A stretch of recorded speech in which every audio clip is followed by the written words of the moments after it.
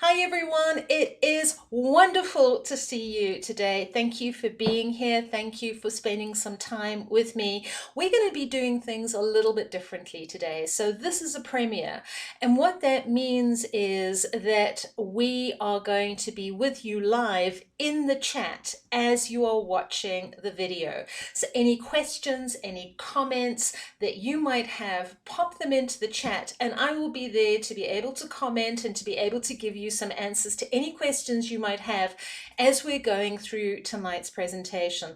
As always, if you like what we're doing, please hit subscribe, please hit like, and at the end of this, please share it with friends that you might find this interesting, like-minded friends who would be interested in this. So let's get going without any further ado on what we're talking about tonight.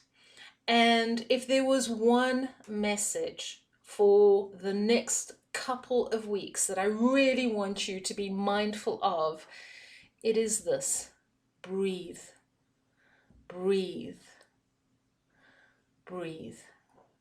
Slow things down long enough that we can take a deep breath.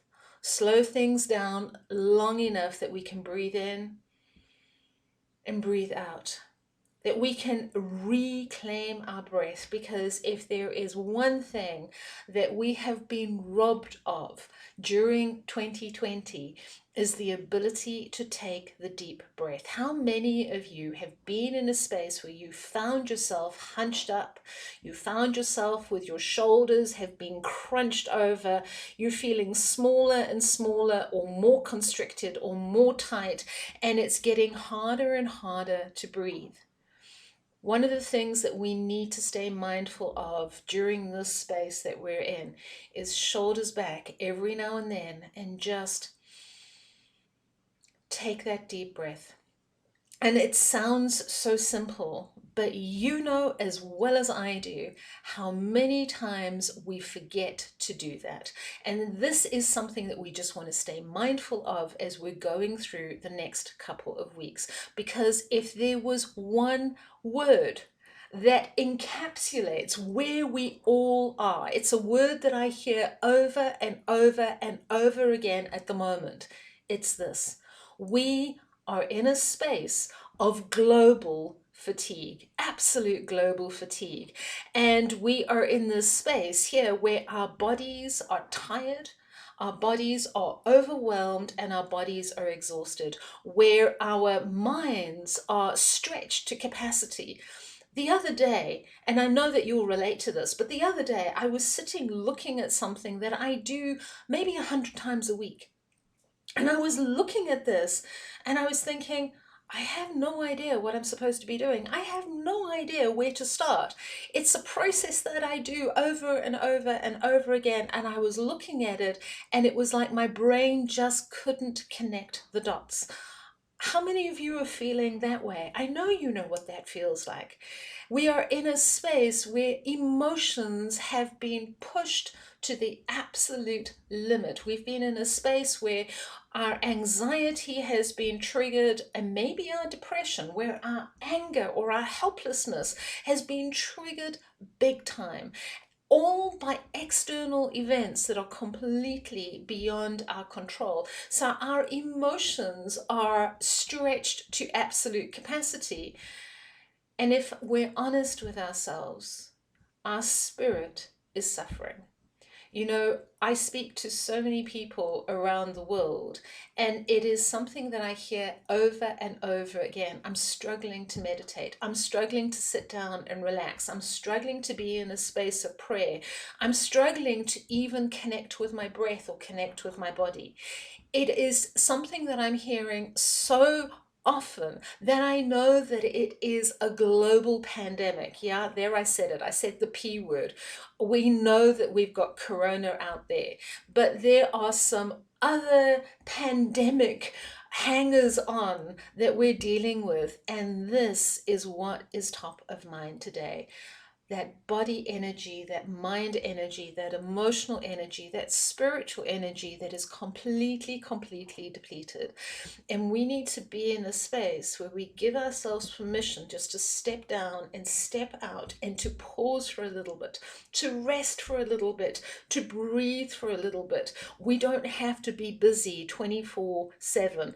It's a curse that is being pushed into us. That what are you producing, and what are you doing, and what are you making happening, and are you meeting this deadline?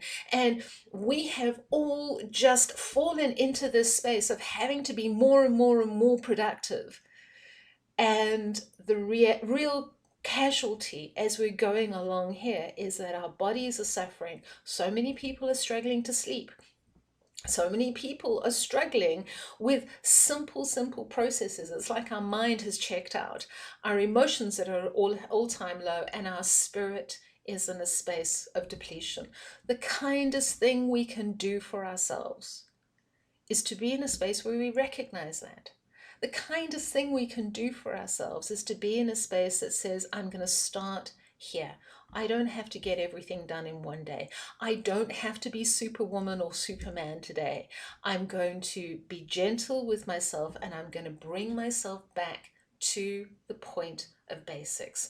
And it's such an important thing to be aware of. Conversations that I've had over this last week is, well, why am I suffering? Why am I in a space where I'm in panic? Why am I in this space? After all, everything's okay in my little home. And there's a number of reasons why, but if we're in a space, and our whole lives have changed because of Corona, but we are in a space where it's not just what is happening to us, but is what's happening in the community around us. What is happening in the village or the town or the city that we live in? What is happening within our family groups or in our work groups or in our friendship groups? The communities that we find ourselves in and the energy that is within those communities has an impact. Of course it has an impact. And then we go one step further, it's not just the community that we're in, but it's the country we're in. It's the global energy that we're in. You've heard the term collective consciousness, and collective consciousness of the world is suppressed. The collective consciousness of the world is in a space of turmoil. It's tired out. It's exhausted beyond measure. The collective consciousness of our country, just stop for a moment and think of the country that you are in right now. The collective country that we are in has this energy. It has this energy buildup that we're in because, of course, we're walking on the soil. We're breathing this energy. What is the general energy of the country that you're living in? What is the general energy of the community that you're living in? And now you start to understand why your shoulders start to feel a little bit tense and why they start to feel a little bit heavy. It's almost as if we hunch over enough and we can protect ourselves from what is happening out there. Now you start to understand that it's not just, oh, come on, back up, get yourself together, pull yourself together, this is fine, what's wrong with me? It's that we are in a space where we are being affected by absolutely everything that's happening around us. And the second reason why we're in a space where we are fatigued, and we are completely fatigued, is we sit in a space here. And of course, we've got the collective stress, and we've got the community stress, and we've got the family stress, and all of that stuff that is happening that we're carrying 24/7, whether we're aware of it or not. But then there's this added stress. The way we work is changing. The way we're doing our business is changing. Even if you thoroughly enjoyed being at home for the first couple of weeks, studies have shown that people who are sitting on Zoom for 6 or 7 or 8 hours a day are becoming incredibly mentally fatigued because we are not meant to be staring at a screen, blue light screen, we're just not meant to be staring at a screen for such a long period each day. And whereas before we might have had the computers, but we had times where our eyes and our brain had a rest, commuting time or walking up and down the stairs or connecting in meetings and so on. Now everything is done in front of a screen and it's exhausting. It really is. But the way our jobs have migrated onto Zoom, and now our money depends on it. And of course, Corona has just added in all of the stress and worry about money and debts and bills and oh my God, what's going to happen in the future? So many people have lost their jobs. What happens if that comes into my space? You know, all of these residual energies and residual worries, they start to build up. You might be in a space where your job is safe or your business is safe, but guaranteed you know somebody who's lost their job, or somebody who's scared of losing their job, or maybe you're supporting somebody in your family because they've lost their job. We are all in that space, and that energy builds up. And then, of course, if you're lucky enough to have young kids, you're no longer just a mom or a dad, it's the homeschooling that comes into this. And I was speaking to a lady the other day, and she said, it sounds dreadful, but this fills her with so much anxiety. She says, I'm not a teacher. I'm a mom. I'm not a teacher. And we know that not all moms are teachers, not all teachers are moms, and yet we find ourselves in a space where those two jobs have become very, very interlinked. It's fatiguing, incredibly fatiguing, not just for you, but for the family, for the kids. It's an incredibly fatiguing space. So we add that into the mix. There's this energy that says, I've got to stay sane enough because why? I've got to look after the health and nutrition, not just of me, but of the kids and, you know, the family. And I've got to take care of all these extra precautions and all of this, the health and nutrition of the family and the well-being and the sanity of the family. I've got to put all of that into perspective. I've got to, oh my God, let's not even go there with politics, because you know, worldwide, that's a train smash no matter what country you're in at the moment. Politics is absolutely a train smash. What about our relationships, our one-on-one relationships with our lovers, with our spouses, with our partners, with our friends? You know, our relationships are taking a toll as well. And so then when we turn around and say, you need to be spiritually minded at the same time, for a lot of people, it's like, I just don't have the bandwidth. And then I'm hearing this comment, and tell me whether this resonates. I'm spiritual. I'm supposed to be able to deal with this. So there is that level of high self intolerance as well. I'm supposed to be able to deal with this and to be able to just take it in my stride. But just look at all of this. Look at all of this stress, and then just look at what's in your space. No wonder we are in a space of fatigue, because we feel like we're walking on a knife edge most of the time.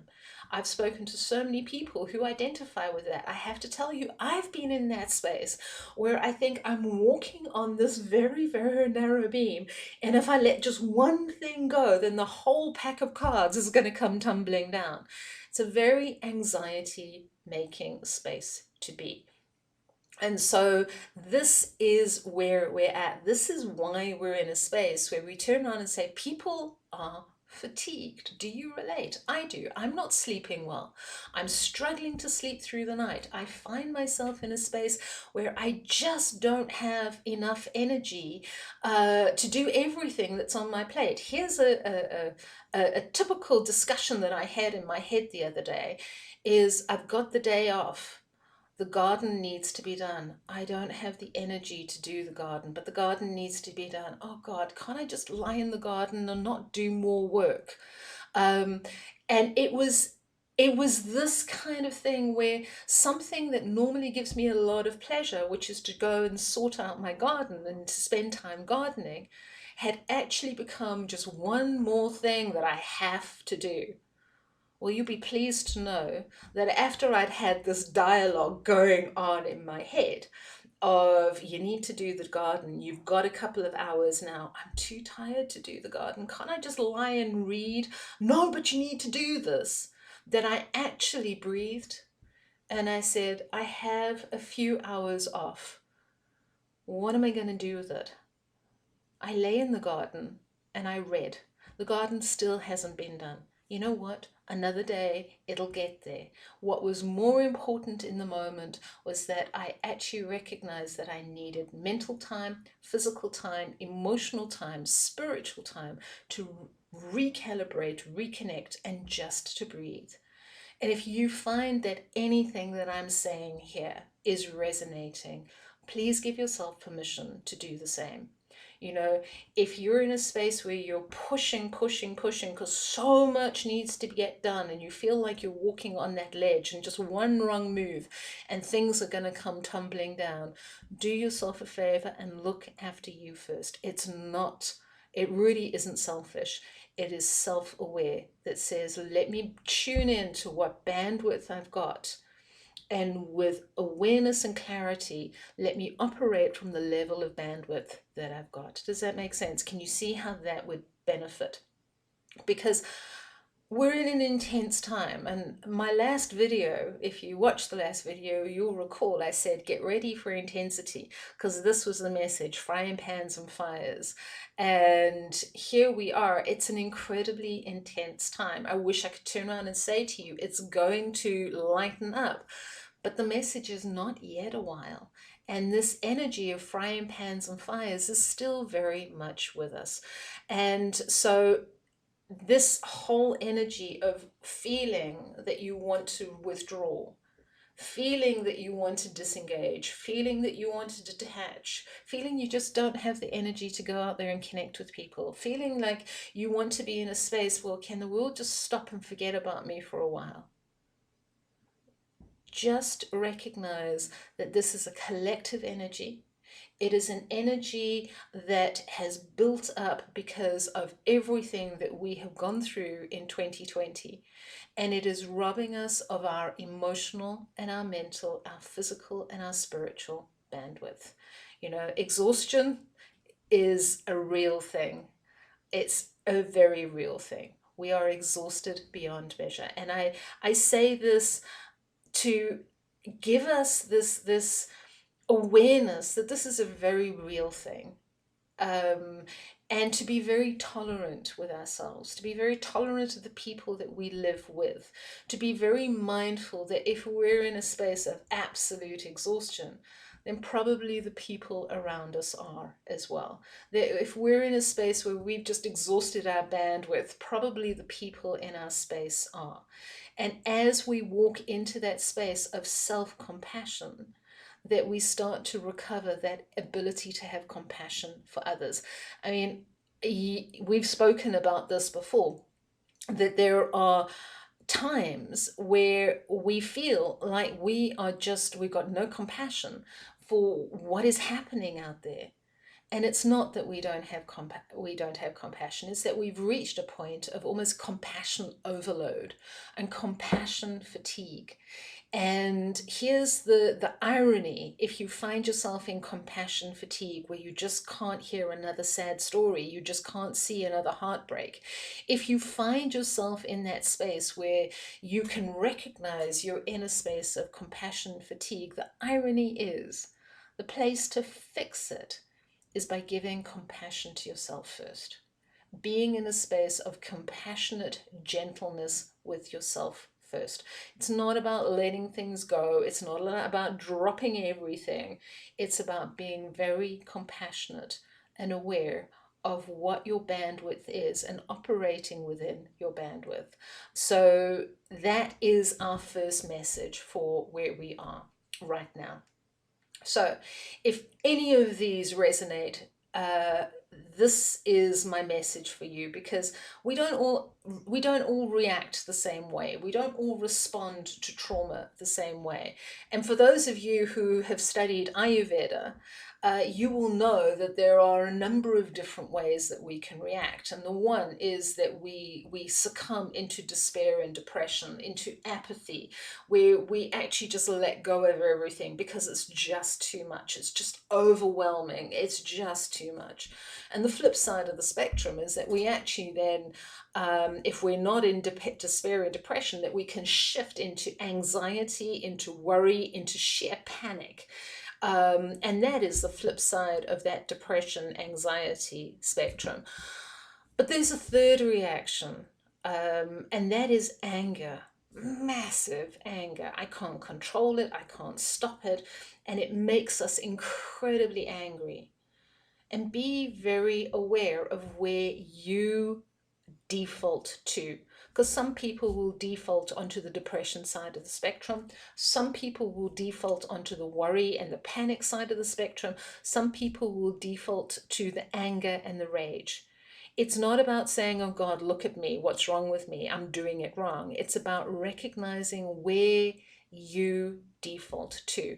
I tend to default on the side of panic and anxiety. So when I am super, super stressed and I'm in a space where I've lost all my bandwidth and I'm exhausted on every level, that I default into the anxiety and the worry and the panic. Where do you go? Where do you go? Because we want to know how you respond, and because that dictates what it is that we do with it, how to actually deal with it. You know, if you struggle with depression, if you struggle with anxiety, if you struggle with anger, get hold of us, because we have got some really, really powerful tips that you can use in your space to help you go through this. Remember, you're not in this space alone. There are 7.5 billion of us doing all of this all at the same time. But truly, if you're in a space where you recognize, I default to one of these, get hold of us, because we've got some tips that we can actually share with you that might just give you a bit of relief and a bit of release. So I'll put that in the chat as we're talking, so of where you can get hold of us. Okay, so let's move on. We've spoken about where we are, we've spoken about what's happening, so let's move on to what is happening specifically from an energy perspective, from an astrological perspective, so you know, because as I always say, if you are forewarned, you're forearmed, you know what's coming, you know how to ride the energy, you know what it's expected of you, you know what it's going to do with you. In other words, you're equipped for the dance. So let's have a look and let's see what's happening. Remember, I do Vedic astrology. It's very, very different to Western astrology. So for the next couple of weeks, this is what we've got. I took a screenshot. The program that I use is theplanetstoday.com. It's a stunning little program because it shows you exactly who's where, who's retrograde, what's happening. And there are some very important things that I want to show you that you need to be very aware of. And here's the first one. So the sun is in its own house. So the sun is in a space where it is in its own house in Leo. We have Mars in its own house in Aries. Mars owns Aries, so we have Mars in its own house. We have Saturn in his own house, and we have Jupiter in his own house. So here's where we are. It's a very, very masculine energy. All of those energies that I've just spoken about, the sun, Mars, Saturn, and Jupiter, very, very masculine energies, but they are all in their own houses, and they are all putting a very specific energy out there that is causing us to sit up and take notice. And we are in this space for literally the next month, the next 3 weeks to 4 weeks. We are in this space where we are being asked to sit up and take notice. So take notice of what? Okay, so let's unpack this, because this is the crux of the next 3 weeks as we move forward from this point. Okay, so the sun is in its own house. So what is the sun? The sun is this energy of, you want to think of it is, this is who you are. This is your identity. This is who you believe yourself to be. This is how you relate to yourself. It's how you relate to what you believe, what you think. It's how you relate to your purpose, your drive. It's how you relate to this identity that you are in. It is also how you relate to the different roles that you play. Now, we all play so many different roles as we go through life. I can be a mom and a daughter. I can be a sister. I can be a wife. I can be a friend. I can be a colleague. I can be a therapist. I can be an astrologer. All of these describe who I am at different moments in time. And that energy is run by the sun. So it is this energy that is now sitting in its own house, and it's saying, where is your self-identity? What is it that you believe about who you are? What is the role that you are playing? And what are you doing with it? It is sitting in its own house of Leo. And we know Leo wants to be noticed. It wants to be seen. Leo is this energy that says, did you see me now? Think of the lion roaring on the rock. It is this energy that says, look at me. I'm majestic. I'm powerful. I'm strong. Hear me roar. This is my space. It is an energy that thrives off visibility. Now, how do we work with this?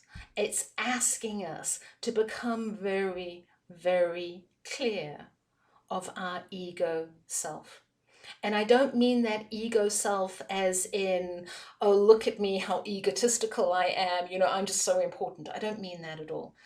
My ego self as in, where is the health of your identity, of who you are and what you stand for and what you believe in, and what are you going to do with it? That is the power of this energy. The sun comes in and it illuminates. It illuminates so that you have to see it. And it illuminates and it says, if I shine brightly enough, will you look at it, please? And so this is an energy that is asking us, it's begging us to please become very, very aware of who we are, the good, the bad, and the ugly, the roles that we play and what we are here for, the purpose, the energy, all of this. We are asked to stand up and see ourselves. And here's an image I want to put in your mind. And women will know exactly what I'm talking about, men not so much. When you go into a changing room and you're trying on new clothes and you've got this mirror in front of you. Well, in women's changing rooms, they actually go one better and they have all these mirrors that are kind of like behind you as well. So you see yourself in all your glory, the cellulite and the dimples and the fat rolls and the sausages and, all those things that we actually don't want to look at. You've got to think of the sun in Leo doing exactly that. It's putting you into a changing room. It's taking off your clothes and it's saying, look, before you get dressed up in whatever fancy clothes that you're wearing for today, look and honor who you are. Does that make sense? It's a very, very important message here. Now, here's the reality is that we have been in a space where we're exhausted. We've tried to pretzel ourselves into so many different positions, trying to be everything to everybody else and trying to be what other people want, that we've lost sight of who we are. We've lost sight of who we are. What we know is if I do this, it'll please you. And if I do this, then you won't be angry with me here. And if I do this, then it'll pacify you. And if you're in any of those spaces, you're going to find this next month actually really hard because it's asks us become very, very aware of the roles you play, which is the pacifying and the abdicating and the pleasing other people and helping other people at your expense and making other people visible and you hiding away. This is an energy that says, please bring all that you are out into the light. All that you are out into the light. And for those of us who have spent a lifetime perfecting the art of hiding away from the light, this is going to be a hard ask. You don't have to do it all at once, but you do have to stand at some point and say, where am I good? Where am I talented? Where am I strong? Where am I powerful? Where are my gifts? What are my talents? Where am I not so good? Where am I losing energy by focusing on what other people think? This is an energy that is asking us to be very, very self-referred, very, very powerful energy here. And so this, as the sun moves through Leo, who am I? What are the roles that I play? What is the state of my ego health? So it's not too much like, oh, look at me, I'm brilliant and amazing. It's not too little like, oh, I could never do that. What is the state of my ego health? Healthy self identity, self awareness, self awareness, self awareness. So we add this into the next bit of the puzzle. We have got Mars sitting in his own house. Now, Mars is this energy, people think of it as a warrior energy. It's very powerful, a lot of energy. But you almost want to think of it as being on a spectrum. You almost want to think of it as energy as a spectrum. And there is a time where you have so much power and so much energy that you feel that you could do anything. But might be also times that you feel that you are so depleted and so run down and so exhausted that you just don't have the energy to do the next step. And so Mars comes into this space, and it is about, firstly, understanding what is your relationship with your energy. When this energy comes, what are you doing with your energy? Do you step away from it? Do you bastardize it? Do you give it away? Do you channel it? Do you let it go? Do you not pick it up? What is your relationship with power? What is your relationship to your energy? How do you honor your bandwidth? How do you honor your energy? Mars is this energy that is seen to be a warrior, so it always comes out fighting. So where are you fighting? Where are you losing energy by fighting situations that you can never change? You know, that whole thing of what's in our control and what's not within our control. And that whole thing of when it comes to stress, we can either surrender or we can accept it or we can change it. That's a very Mars-like energy that says, be very, very aware. Mars's energy is all about focus. It's about direction. It is about leadership. Mars energy is about strategy. It is an energy that says, before we just dash anywhere half-cocked and just dash onto the battlefield, you know, willy-nilly, what is the strategy and what's the plan? Because Mars wants to know, there's the strategy, there's the focus, there's the direction, there's the action, there's the results. And we want to be very, very cognizant of this energy. Now, Mars is in Aries, and it owns Aries. Okay, and we know that this Aries energy is very, you know, it can be very fiery and it doesn't stop to think often, and it's in a space where it can be spontaneous and it can get out there and get things done and all of these things. And so Mars in its own house, it gives us this huge boost. It's one of the reasons so many of us are feeling frustrated, because we can feel this energy, but we can't get moving yet. But Mars is asking you, before you rush off and you take action, what is the strategy? What is the action? And what are the results or the consequences that you are going for? Become very, very strategic. Become very, very aware. This is an energy that says you want to use this time. You want to define the strategy during this time, because we are in a space where we are going to be asked to take action. We're going to be asked to move ahead and move into action. So it's a very important space that we're in. The most important thing is this whole thing of recognizing, when are you depleted? Where are you, you know, literally on 2% battery? And where are you in a space where you've got enough capacity? Because when you've got enough capacity, you can get out there and you can give energy to the world. It's one of the reasons why healers and empaths and social workers and psychologists and therapists are absolutely exhausted right now. is they've been in a space where they were at low bandwidth, and they have still been in a space where they've been giving whatever they had available out to the world, which has depleted them even further. Be very mindful of where your energy levels is and find out how to plug yourself back in. If you're on 2% battery, plug yourself back in before you run out of bandwidth. This is Mars's energy for us. It is at times going to make you feel stroppy. It's at times going to make you feel argumentative. It's at times going to make you feel extremely frustrated. And at times you're going to feel this fluctuation of energy of, I can climb a mountain today. No, I can't. I can't even move. I can spring clean the house and do the garden. I just don't have the energy to get out of bed.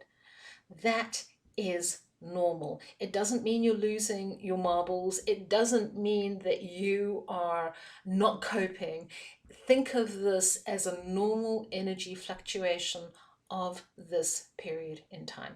It's a 3-week period. So when you are in a space where you've got enough energy, you want to spend it with what is the strategy? What is the focus? What is the action plan? And what are the results and the consequences that I want?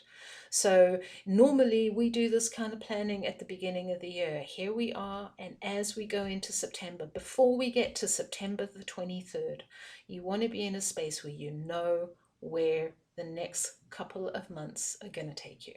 You want to know what the strategy is. So that's what Mars is doing for us here. So moving on, let's move on here. So we have got Guru, Jupiter, we call it Guru in Vedic astrology. We have got Guru sitting in Sagittarius, okay? And in this space, Guru is the teacher. Now, it's actually really interesting to see that as Guru goes into this space, guess what? Everybody becomes a teacher, because we all had to really, really gear up, didn't we? Because either you're teaching your kids or you're teaching your staff how to do things online. There is this massive collective learning that the world is going through right now. Massive, massive learning. And we all find ourselves in a space where we are either the teacher or we are the student. This is this energy that we're in. You can feel it, you can see it, you've probably experienced it. And if you are homeschooling right now, respect to you, because I know that that is not an easy job. It really isn't an easy job. As I spoke to one mom the other day, she said, you know, it's homeschooling and I'm trying to work and still do the job, and I'm still trying to look after the house and, you know, make sure everybody is okay, and do the laundry and the cooking and the cleaning and all of that. She said, I feel like I'm running 4 jobs at the moment. And you know what? She is. We all are. We're all in that space where we're multitasking at a level that is just extreme. So when I say that the energy of the teacher is apparent right now, we can all relate to it. So what we have to ask ourselves is, what is it that I'm being asked to be aware of here? What is it I'm being asked to learn? What is it that I'm being asked to communicate from my knowledge and experience? And what is it that I'm being asked to receive and to learn so that I can level up? And you know that sometimes learning and teaching is a pleasure. And you know sometimes it's about expanding into new territories, and it's full of intrigue and interest and wonder, and it's just curiosity. But I have to tell you, this is how I'm feeling right now. And I'm sure a lot of you can relate. When I was in high school, we had a teacher, and it was his absolute pleasure to bring you up to the blackboard and say, now resolve this issue. And I would just stand there in front of the algebra. I wouldn't have a clue. I wouldn't know what I was doing. I had no idea. And there are some times in this space that I feel that I'm back in an algebra high school classroom, because there is lessons and learnings and leveling up and gearing up on a mammoth level. And just like we said, in high school, I'm never going to use algebra ever in my life, ever again. We're sitting here and we're looking at some of the things that we're learning and thinking, where am I going to use this? So ask the question differently. What is it that I am learning here, whether I like it or not? What is it that I am being asked to experience, to absorb, to understand so that I can level up? Where am I being pulled out of my comfort zone into a space of new territory? Where am I being pulled past my own borders and boundaries so that I can grow and experience? Where am I being asked to teach and show and help other people? Because there is a mammoth learning that's happening here the world over. There is a mammoth growth that's happening here. Be very mindful in your space, and actually in your journal at the end of the day, what did I learn today? What is it? If there was anything that the universe has shown me through the people and the experiences that I've come into contact with, what was the learning today? Jupiter comes out of retrograde in September. So this is why this energy is super intense right now. When we say it's darkest before the dawn, it's more intense just before the shift. This energy says, if I had to sit back and say, what have I learned during this whole 2020 experience? What would it be? What have I taught during this whole 2020 experience? What would it be? Allow yourself to ruminate on that for a while. I'd be really interested to hear what comes up for you. And then we have Saturn. And Saturn is sitting in his own house. Saturn is sitting in Capricorn. Now, Saturn's energy is a very interesting one because Saturn's energy is one about, it's about service. Saturn is an energy that is incredibly hardworking. We talk about our workaholics as having a very hardworking Saturn energy. It's that very Protestant energy that says, work yourself to the bone now to deserve your home in heaven later. It is that energy that says, the devil makes work for idle hands, and so you need to always stay busy. That's a very Saturn energy. Saturn has also been instrumental in isolating us, in withdrawing us, in pulling us away from what's going on out there. Saturn's energy is one that says, go within. Go within. Stop referring to everything that's happening around you and basing who you are by what's happening around you. Saturn says, go within. Find out who you are within. Saturn is at its happiest when it is serving, because this is what Saturn does. It's at its happiest when it's not seen, because this is what it does. It does its work behind the scenes. It does its work when nobody is seeing. But if it's not careful, Saturn ends up as the servant. Not the divine servant, but the servant. If it's not careful, Saturn ends up as the Cinderella who is cleaning up after everybody else, while everybody else gets to do what they're doing, and Saturn is the one who just runs around and facilitates and empowers and enables other people to do what they want. And so there is a very, very fine line between being the servant and being in a space where you say, this is my service to the world. And as we are in the next few weeks, before Saturn also comes out of retrograde, we are being asked this question: what is your service to the world? Because as the sun is going through its own sign, it's saying, become aware of who you are.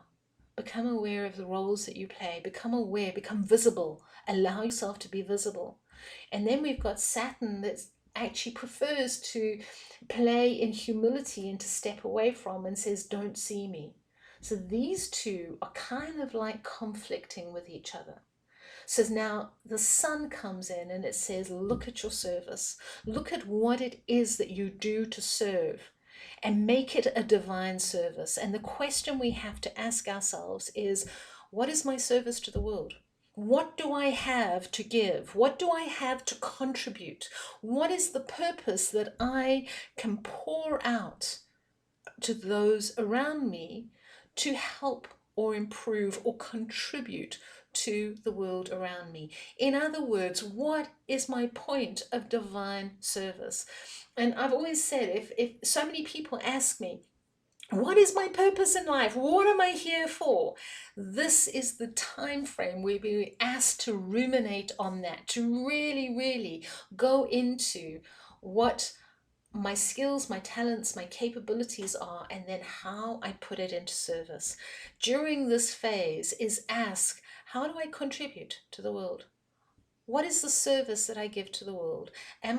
Do I go out there and I save? Do I rescue? Do I teach? Do I empower? Do I encourage? Do I put out fires? What is my service to make the world around me a better place? And I say this from a point of absolute belief that I think it's one of the overriding needs of humanity is to find a point of service where you can give back. And it's not give back, oh, look at me, I'm working in charities now. It's how I can give back from my point of skill to empower or embetter the world around me. What is my point where I make a contribution to the world? And that's what Saturn is asking us over the next 3 weeks. What is my point of contribution?